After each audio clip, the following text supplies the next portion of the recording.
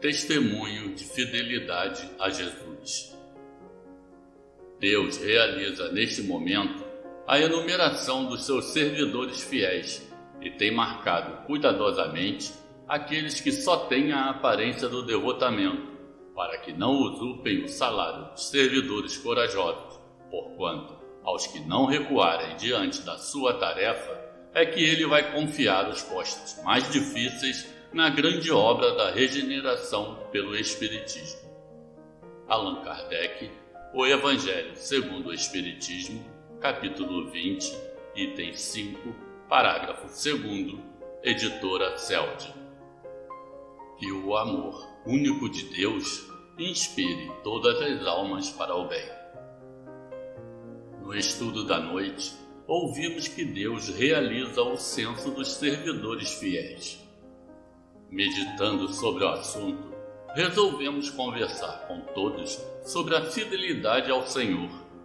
Muitos dos que estão aqui ouvem falar continuamente de Jesus, de sua doutrina e do Espiritismo. Mas, quantas vezes temos tido a oportunidade de demonstrar fidelidade à doutrina cristã e à doutrina espírita? Quantas vezes o nosso coração se terá declarado fielmente cristão e fielmente espírita? As almas tíbias sempre se assustam diante de um testemunho. As almas fortes são capazes de lutar por esse testemunho, mas muitas vezes amedrontam-se, sentem-se enfraquecidas intimamente para dizer a Jesus que estão prontas para o sacrifício, qualquer que seja ele, diante de uma opção. Lembrando-me dessa opção e desse sacrifício, desse testemunho, recordo-me ainda de Jesus conversando no quadro já conhecido com Simão Pedro, onde ele anuncia que Pedro iria renunciá-lo antes que o galo cantasse mais do que 3 vezes. Ora, o que vemos aí? Em Jesus, o seu lamento. Mas a história de todos não passa por momentos graves de testemunho, tais como os de Simão Pedro? No caso de Pedro, certamente o medo da morte o fez renegar Jesus. Hoje em dia, ninguém mais está ameaçado de morte física por causa da fé, pelo menos no Brasil. Somos, no entanto, convocados a lutar contra a morte dos ideais. Somos convidados a lutar pelo sentimento claro da bondade, às vezes até a testemunhar o sentimento de amor ao próximo. Somos feridos, atingidos pela dor, pela calúnia, pelo envolvimento pessoal.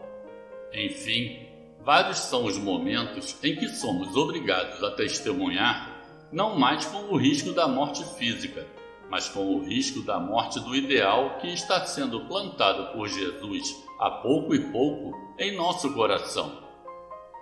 Os espíritas devem levar isto em conta. São momentos de gravidade, momentos de decisão, de lutas, de sofrimento, de angústias que passamos e que, em verdade, são momentos de testemunho. Estejamos atentos. Cada vez mais estamos sendo testados. Está se fazendo o censo dos homens fiéis a Deus. Não tenhamos dúvida disso. E estão sendo escolhidos os capazes, os fortes, os determinados.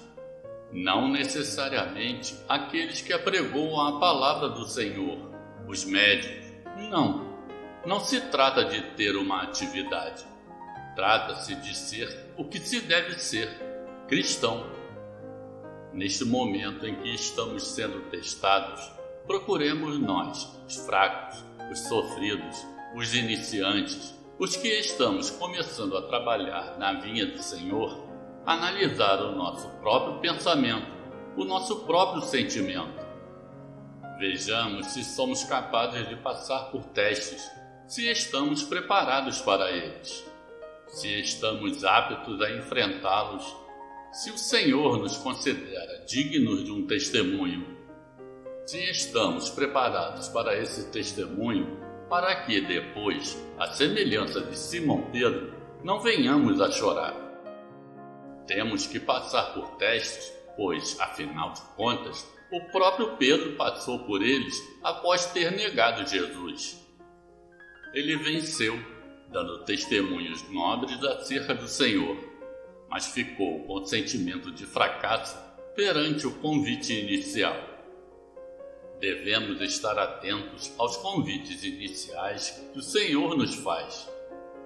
Precisamos, entretanto, vigiar, orar, testar nossa condição e, muito aprofundadamente, ver em nós mesmos as falhas que temos em nosso sentimento e caráter para que possamos trabalhar essas forças.